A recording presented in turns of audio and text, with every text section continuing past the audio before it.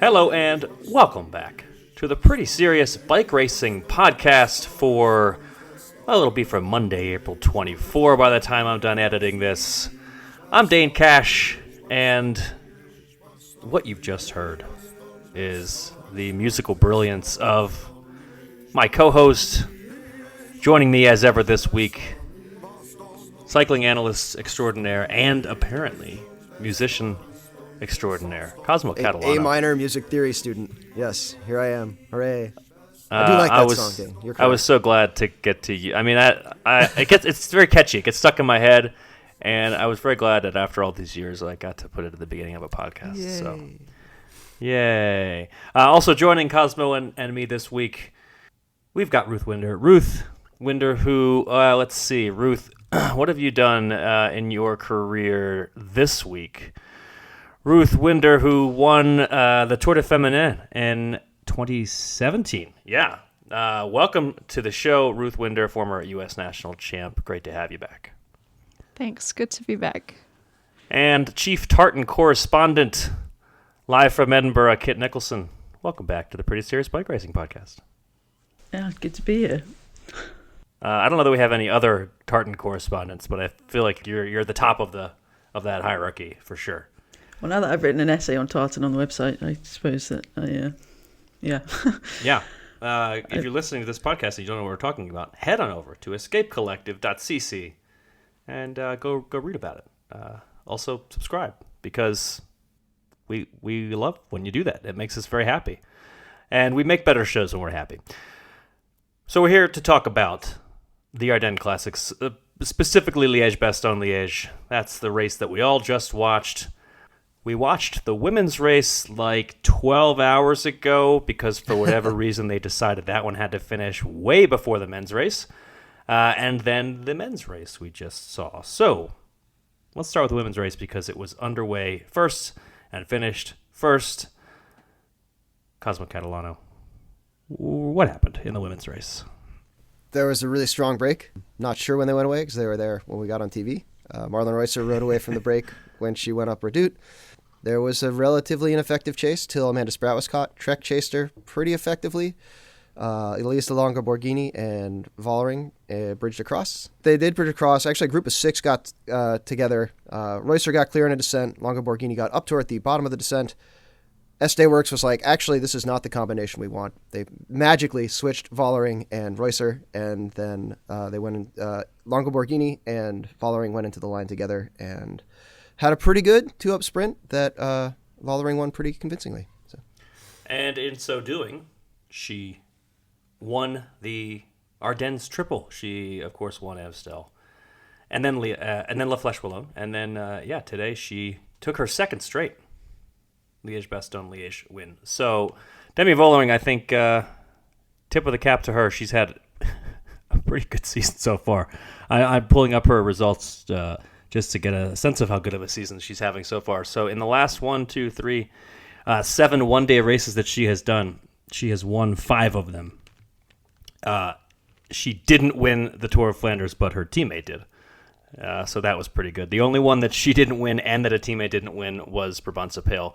But even in those 2 races, she was second. So that is a run of dominance that I think, well, SD Works has to be pretty happy with it. And Demi Vollering, still only 26 years old, has really, I think last year everybody knew she was I guess probably not fair to say she's coming into her own now because she was already pretty darn good last year, already won Liège last year. But this is a sort of dominance that we have not seen from her yet. And at this point, I feel like she's just at the top of the women's peloton right now. It's kind of hard, I think, to say otherwise.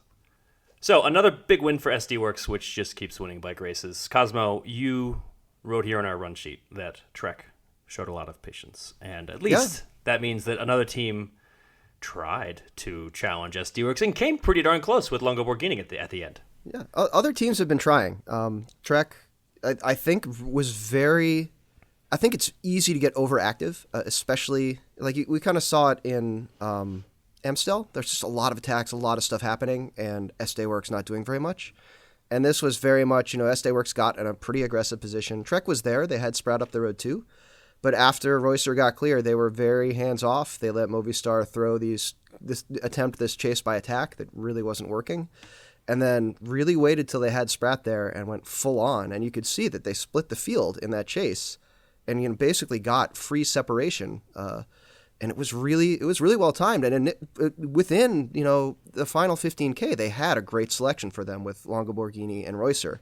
And just SD Works had that over the Côte de Non Classé, the unclassified climb at the end of the race. We're able to switch them around. And I think, even if Gaia Reolini had been a little bit, not that she did poorly by any means, but if she'd been a little bit more keyed in on holding Vollering's wheel, she could have gotten across and given them a lead out. But yeah, I thought they rode really well and really strategically, really picked the moments where they wanted to race hard and raced them, and it was cool to see. I totally agree. I think they raced really well today as a team. It was really fun to watch them have more numbers to play with as well. I thought, Movistar, like you said, kind of threw these attacks that didn't really seem to make sense because Van Vleuten at one point was just dropping Liana, and then Liana came back and then just kind of dropped herself. And I wasn't really sure what they were really doing because it didn't feel like they had the legs for it. But then Trek putting themselves kind of in front of the race a little bit, even when Demi was kind of like far back when Elisa bridged across. That was really smart, I thought, in my mind, and she would kind of put herself further up the climb by the time that Vollering did come across. And it was fun to watch. I thought it was a really exciting race. I finished that race. I was like, oh my gosh, I can't wait to talk about it on the podcast. It's so fun. I was going to point out that, there was a bit of a theme today in both races, but what was really good to see in Trek, like you were saying, with the strength in numbers that they have now, there was a real confidence to what they did in those last, 20 kilometres, waiting to catch Spratt before they did that massive push, and then just kind of cracking on, and Spratt helping out for a bit, and Shu and Van Anrooy doing a massive pull. And it was really, I don't know, because we've got used to seeing SD Works all over the peloton as if there are 12 riders in their jerseys. And then Trek was doing that in the peloton today. Yeah, Russo was up front, so SD Works didn't need to be there, but it was really great to see someone actually taking the race to SD Works. I want to say that I was a little bit unfair, I think, to the team, because at the end of the day, I think for me coming into this race, it was the first time this year in the Classics where it was so much about Demi Vollering, as opposed to Demi Vollering and two or three other people, or at least so I thought. But Marlon Reusser played a really good race today. Obviously, she finished on the podium, and she made it. She really kind of made the race there in the final 20 minutes or so, 30 minutes or so, with her attack, and that really set up Vollering very well. So it really wasn't just Demi Vollering, even on this sort of terrain where I think it's on the Cobble Classics where SD Works really has that dynamic where they can have, it seems like they have 12 riders out there. But even in the Ardennes with Reusser, apparently, who I should give more credit to, I guess, now, they had a good team dynamic and they were able to, win the race. So not much negative you can say about that. She was incredible on La Redoute, just dropping everyone and putting time into the bunch. It was just kind of, I don't know, if she'd gone and won the race, it would have been no surprise. It was amazing to see. I really liked how she went in with this, at least from my perspective, went in with the strategy of I'm going to ride hard from the bottom of the climb, and if they attack, and I get dropped, but I'm just going to ride hard because I don't want to do this tempo-changing stuff. And it was very impressive. Yeah. the way that she was able to ride on a climb that steep really impressed me, because her skill set to me is more of the big engine, slightly less steep climb kind of race. That's where you would think that she would thrive, and she did thrive off the front solo for a while with her big engine. But to be able to do that much on a gradient like that is really impressive for Reusser. Yeah, I think I've seen Ellen Van Dijk finish there, maybe like 5th a couple years in a row, and she's the same kind of big engine rider. But this race, the climbs are so hard, but if you can just ride your own pace the whole time, and if you're as strong as you are, like these women are, then they'll still finish up there. So I think like Ellen's tactic was always like, Ruth, you can go and try and chase whoever down on the steepest part of the climb when they attack.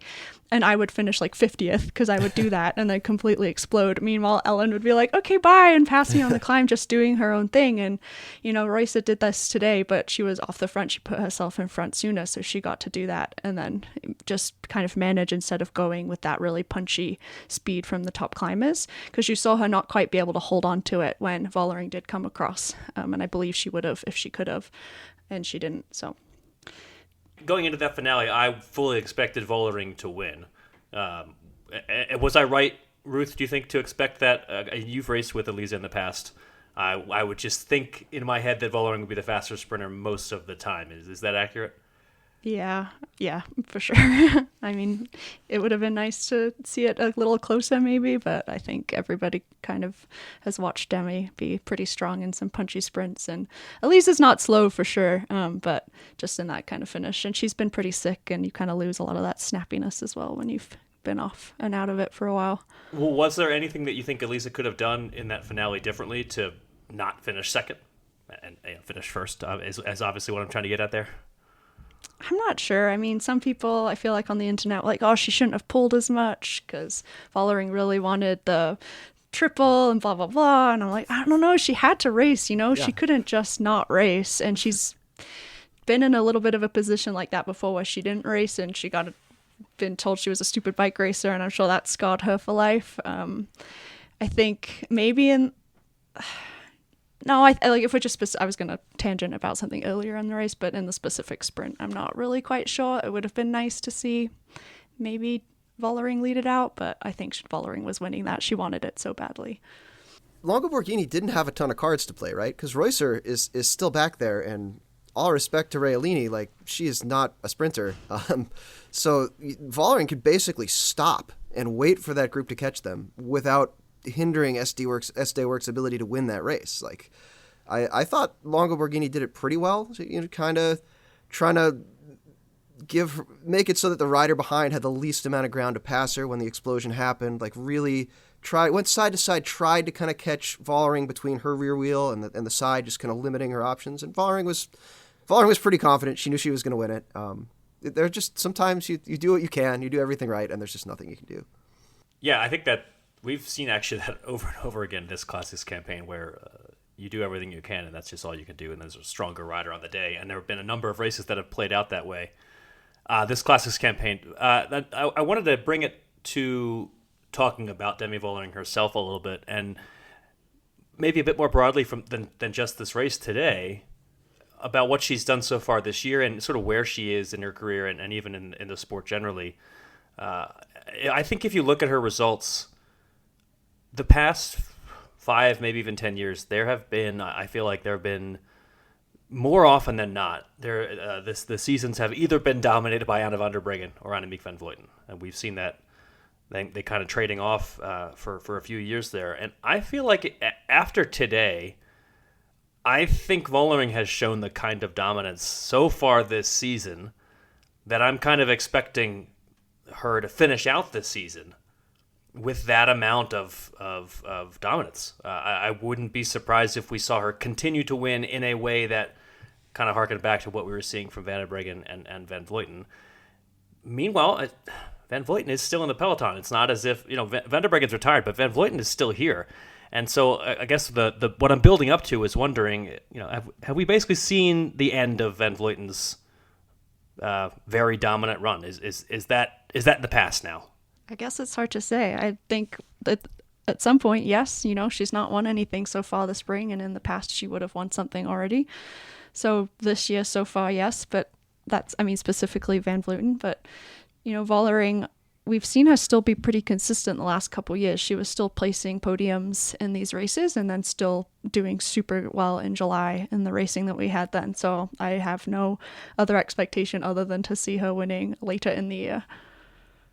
I think with Van Vleuten, I mean, it's definitely seemed in the past few races, like almost when she puts in her attacks and she does the body language that is like no other bike rider. I mean, and I hope this doesn't sound mean, it doesn't mean to be, but it almost looks like she's accelerating through treacle or something. It's just not got the punch that she's had before.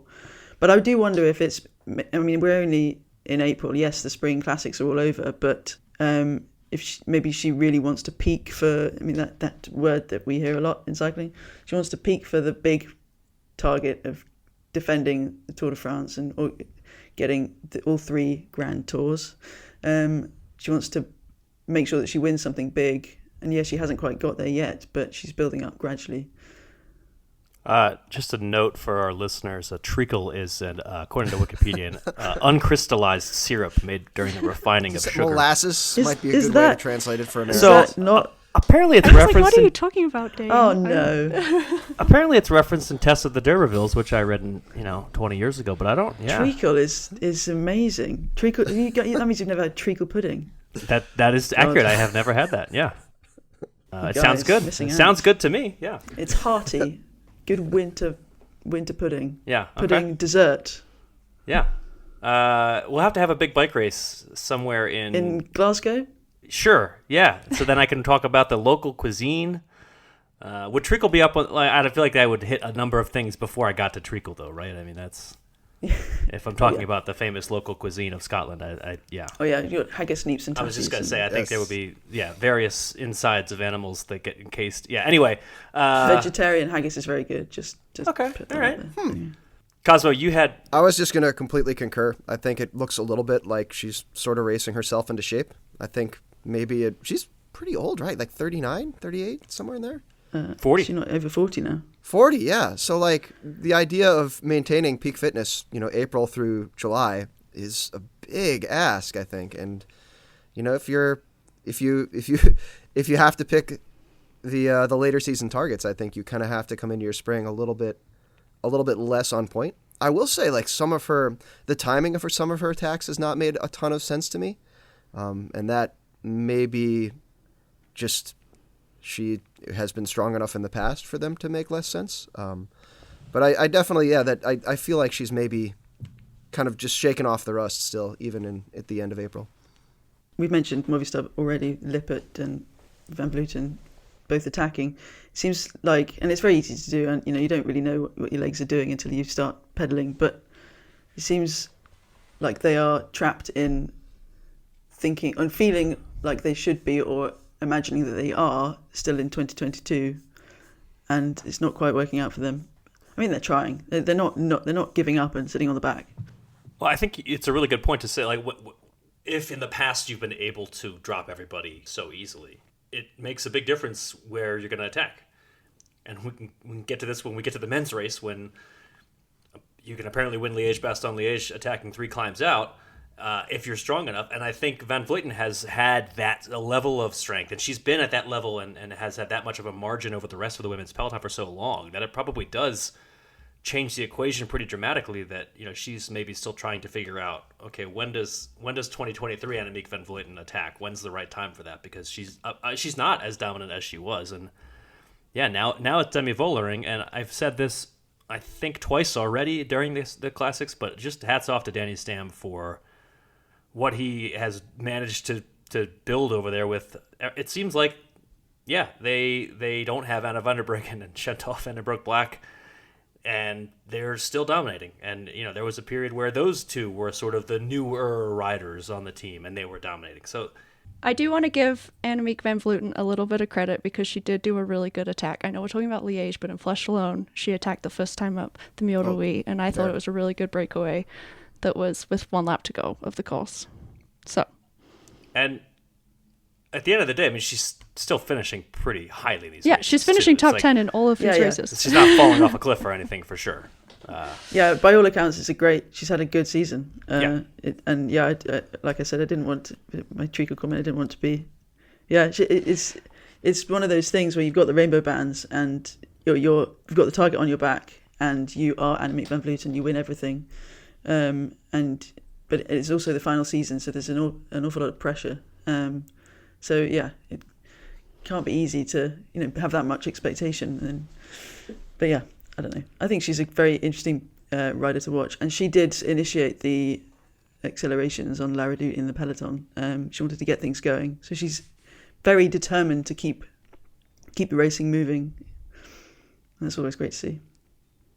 Before we move on to the men's race, I think I want to give a shout out to SD Works for sort of defying a lot of conventional wisdom around teamwork in cycling. And maybe I put air quotes around that conventional wisdom. I describe it as maybe the sort of things you'd see in an internet comment about how someone did a bad job, like, oh, they attacked and they had to team it up the road. That's bad. And there were, multiple times today where Vollering was nominally leading the chase. It's the first next rider down the road with Reusser up the road. And it wasn't like she was making it any less likely for SD Works to win the race. I think it was really fun to watch that because Demi obviously had so much want to win this race. She wanted to win all three. But it also just seemed to me, particularly on the climb, when they were getting super close to Reusser, that they were going to come back. To me, it seemed like they were going to come back. And then once she came back, then everyone was just going to be watching Vollering to attack anyway. So it didn't hurt them at all for her to be kind of whatever, chasing. I don't really see it that way because the group was just moving faster anyway. And when Demi had to do the effort to get up to Longo Borghini and kind of move up anyway, that was, to me, it was just a cool way to use your teammates. And then she just could play that card and save more energy with Reusser right behind her so close to the finish. I thought it was really fun to watch. Certainly seems like they kind of have it dialed. I mean, and it was definitely instinctive today. Yeah, they. It's funny that a month ago we were sort of talking about intra-team strife, and then they've gone on to just crush everybody with good teamwork, with really good teamwork for the last several weeks. All right, men's race. There was a race-altering crash in the early goings. Heartbreak. And so sad. Potentially even a sort of 2023 bike racing season-altering crash. We'll get to that. And I'm sure the placeholders will talk a fair bit about that. Cosmo, what happened in this race? There was 100 kilometers of lead-out by Soudal-QuickStep. We may have previously referred to them as the bad classics team, but they rode hard at the front for a long time. Remco Evenepoel attacked. Pidcock kind of could follow him. Ben Healy was close, and then Remco went away and never came back. There was an interesting tactical regroup in the battle for second. A couple of times, actually, thinned out to about 3 riders, I think. And Pidcock won the sprint. Ben Healy lost it.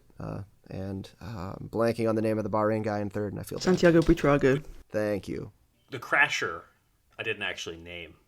Yes. Is, of course, Tadej Pogačar, the 2-time Tour de France winner. Former Liège-Bastogne-Liège winner, and heading into the day, the favorite to win the race. He crashed and sustained some fractures in his wrist, scaphoid, and maybe one other bone. Yes, it had a cool name. Required surgery. So he had surgery. Instead of winning Liège-Bastogne-Liège today, he had surgery, which is probably not what he woke up thinking was going to be happening. Probably not the best way to spend your Sunday. And I think it has to be said after the incredible spring campaign that he has had and the general dominance in so many different ways, he was, I think, and still may be, an obvious favor for the Tour de France. And now this just changes a lot of the conversation. Now it's going to be, can he recover quickly enough? What's he going to be like when he gets back on the bike? And so we're having, we're podcasting hours after his surgery, so we have obviously no answers to that, and we won't have any answers to that for a while. But that's definitely going to be, I think, a big talking point for the rest of the season, is Pogačar's injury that he sustained today in a crash that happened before TV coverage, as far as I'm aware. Yeah, quite a long time before. Unless other places had TV coverage before we did. Yeah, so we didn't see what happened really. We just kind of heard Tadej Pogačar out of the race, and then it really was, I think, all eyes on Remco Evenepoel, who already had plenty of eyes on him as the defending champion and as the guy wearing rainbow stripes and also white shorts. I turned on the TV whenever I woke up, and no one had mentioned Tadej yet, and I was like, why is no one talking about him? And then Zach was like, checked the internet, and I was like, he's crashed out, and I'm like, I don't care.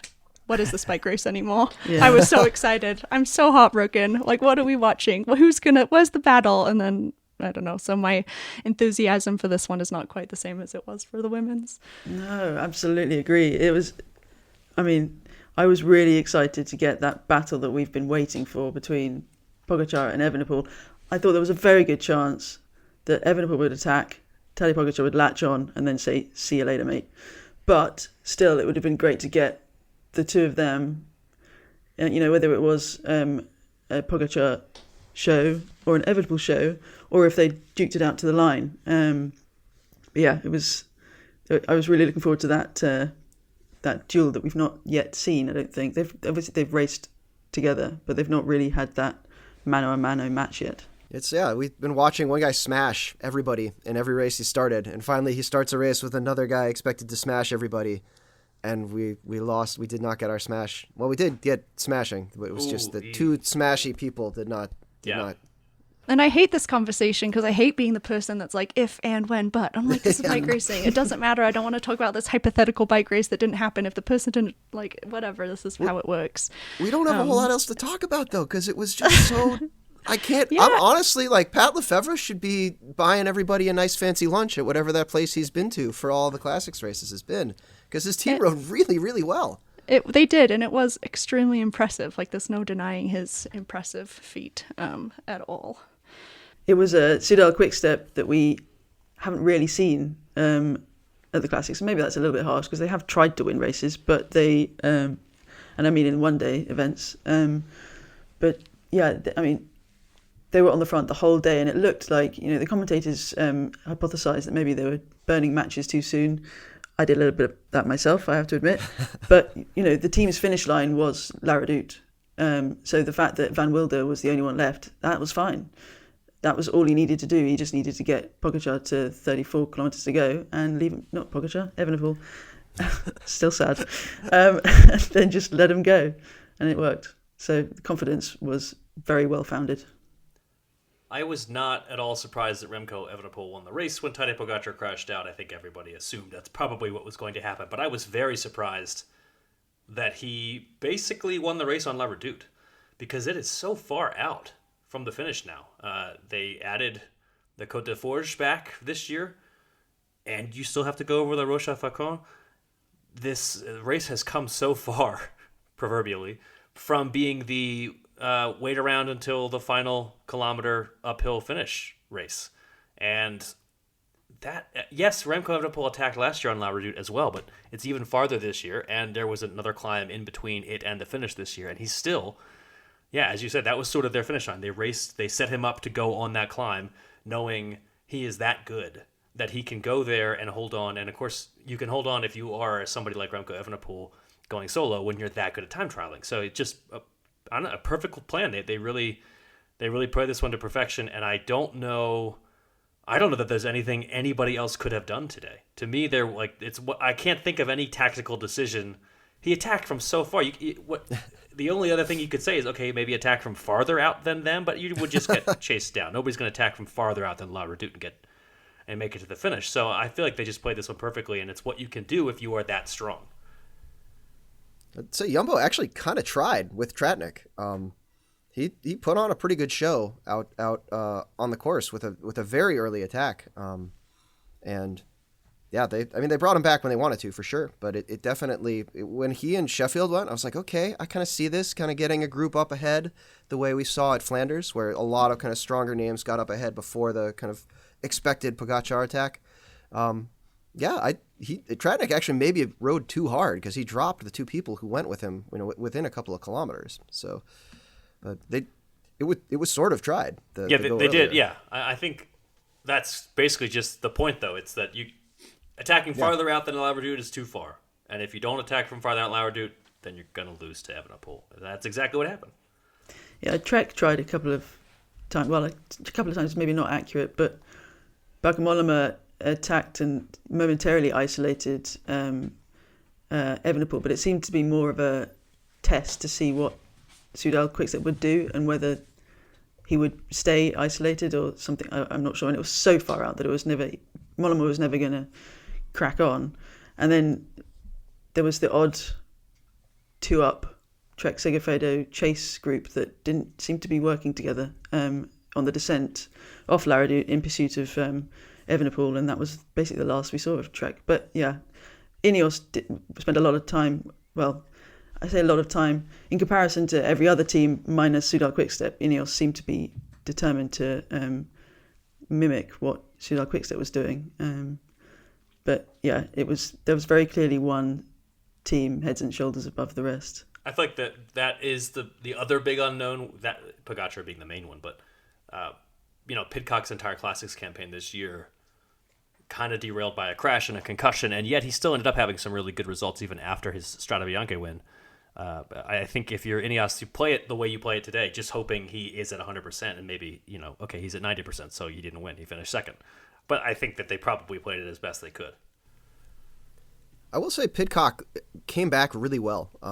When Evenepoel finally dropped him, like he didn't respond. He just he reached out, grabbed a bottle, like stuffed some food into his mouth, and kind of waited for the race to second to regroup.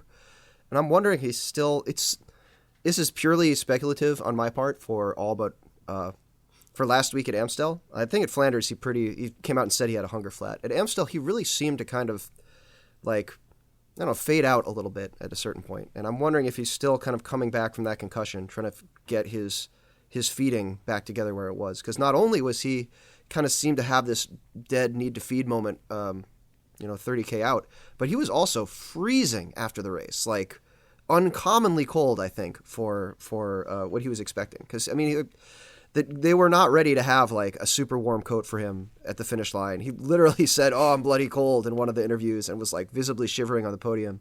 It was kind of amazing to me that Ineos never came in with their attention to marginal gains and got him warm.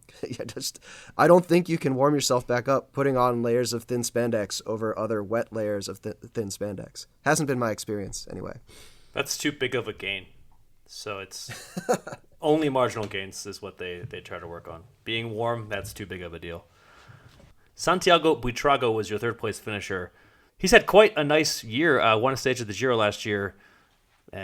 Now finished on the podium at Liège, and he's only 23 years old. So I think Bahrain Victorious has to be happy with that signing. I was kind of pulling for Ben Healy to kind of land on that podium after his Amstel Gold Race, though, finishing the top 5 in Brabantse-Pijl, Amstel, and Liège. Really nice ride from him and from EF. Another top finish from EF, which, I think the team has to be happy with the way that they've been consistently contending. And he said he wasn't climbing that well. In his post-race interview, he's like, "Oh, I'm missing a little something on the climbs." And I'm like, at one point, you dropped everyone except for Remco. Not permanently, but distanced them on climbs in this race. So that's pretty good. If he's missing something off his climbing, look out. He's at least the second DF rider this spring to say, if you'd asked me last week, would I be satisfied with X place, usually a top 5 finish, he'd have been delighted, but now he's disappointed and that just goes to show the form that he's in. The first one was Paulus at Roubaix. Was it Roubaix? Flanders. But yeah, so that team is just flying. And Healy is. I don't know if you saw what EF put on Instagram yesterday. Their Wes Anderson inspired reel, but they seem to pick up on a likeness between Healy and Anderson. Now I can only see him in a corduroy suit. Healy, that is. Yeah, so, that was nice. I liked that. Good marketing. Yeah. I want to see it. Oh, one other thing I wanted to point out. This kind of going back to the race defining, quote unquote attack. I just wanted to note, I don't really have a strong point to make here, other than I don't know that I've ever seen less of an attack than when Evenepoel dropped Pidcock today.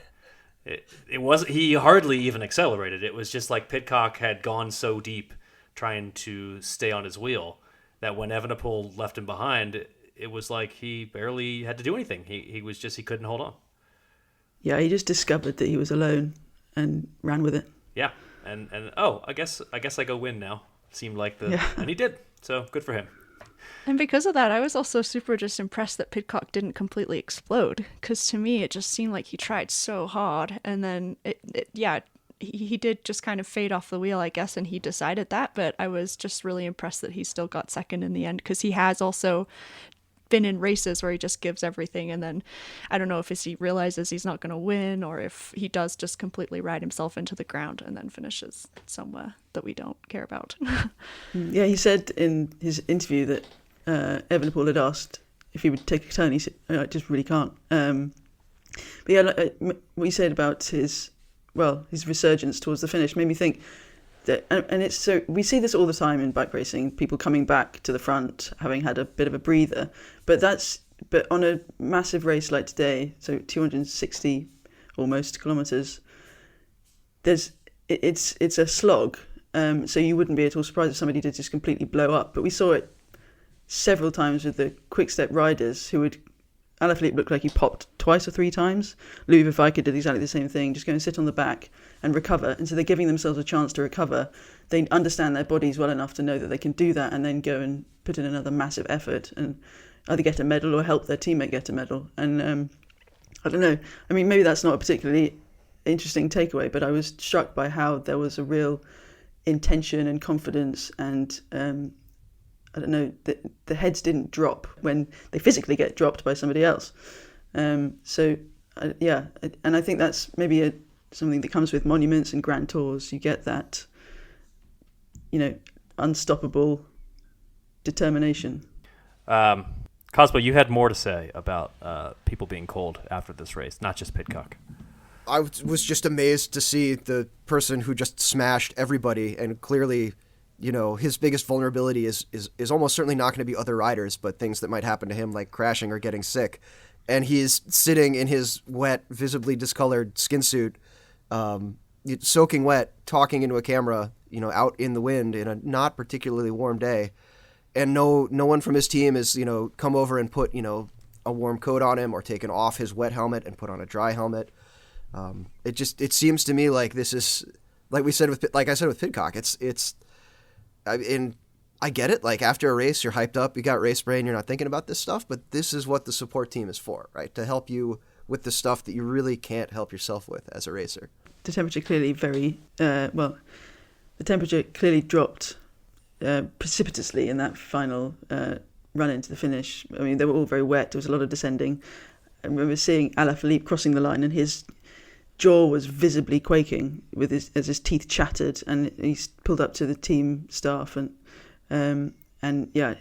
he could not have looked colder if he tried, and he couldn't even set his jaw. And they all looked cold on the podium. You quite often see it in cyclocross, but I totally agree. In a sport when everyone's so well looked after, or we seem to get the idea that particularly on the big teams were marginal gains. I felt for them. All right, that's our Liège breakdown, our Monday morning de-essing of the final monument of the spring. There's one more monumental classic, of course, but that's not until the leaves start to fall in northern Italy. So we're really transitioning out of one-day racing and into the bigger stage races of the year, which nicely dovetails into the last part of the show. Let's just tell you what's coming up in the world of bike racing. This week, we have what in my opinion, is the most scenic bike race on the world tour, the Tour de Romandie, which takes riders through the French-speaking part of Switzerland and is just one amazing mountain vista after another. So that is going to kick off this week in the French-speaking part of Switzerland, and it is a little bit just sort of strangely located on the calendar, where I think it's too close to the Giro for any real Giro contenders to go. But we will get to see a handful of big names. I think both of the Yates brothers, Simon and Adam, will be there.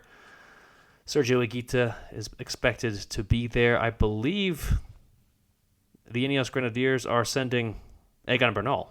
Yeah, I think it's the race that typically the Team Sky, then Ineos riders, the Tour de France favourites would go and win, quite often in the rain at Romandie, I seem to remember. But it was one of the Froome-Wiggins build-up races towards the Tour de France. I remember it also being a Simon Spivak, Yes, world championships every year. He was always really good there. Him and Rui Costa really liked racing in Switzerland for a little while. That was always fun to watch. Well, part of that, the course is fairly unique. Like, it's not just a mini Grand Tour. Like, there are kind of intermediate climby, sprinty things where you'll have like a Cat 2 climb and then a descent into the finish, which is cool. I like it when races have their own unique persona. It also, for the moment, at least according to the provisional start list, it will be an opportunity to see Mark Cavendish sprinting at the World Tour level, which we haven't had that many opportunities for. I mean, there just haven't really been that many stage races yet, and I think he and his team are very anxious to start winning some races because that has been something that has eluded them in general so far this year. Astana team having one of the worst years in recent memory, but fortunately for them, Alexei Lutsenko did finally go out and win some races, won the Giro de Sicilia the other day, and he is also expected to be in Romandie. So that's a little interesting, like, because I don't think of it as a tremendous hotbed of group sprints, again, with that kind of like unique finish pattern. Well, there is a prologue of 6.8 kilometers, and maybe he has his eye on that. You never know. That would be amazing. Yeah, it seems like a strange build-up for the Giro, especially as it's, I mean, unless it's a training camp, because yeah, I mean, for a sprinter, I feel like it's less weird. Do the half Giro. Yeah, well, that's also very true. Yeah. So at least one big name sprinter, a handful of others as well. Gino Mader, the Yates brothers, Egan Bernal, who I keep saying we will hopefully get to see back to his best sometime soon. Maybe he'll start to do that in Romandie. That's going to get started on Tuesday, and we're not far now from the Giro d'Italia, by the way, so lots to look forward to in the stage racing department. That's all we have here for the Pretty Serious Bike Racing Podcast today. We're glad you joined us, of course, and Cosmo, Ruth, Kit, great talking to you. Listeners, we'll leave you with a little bit more of the Liège-Bastogne-Liège Corral. See you next week. Bastogne.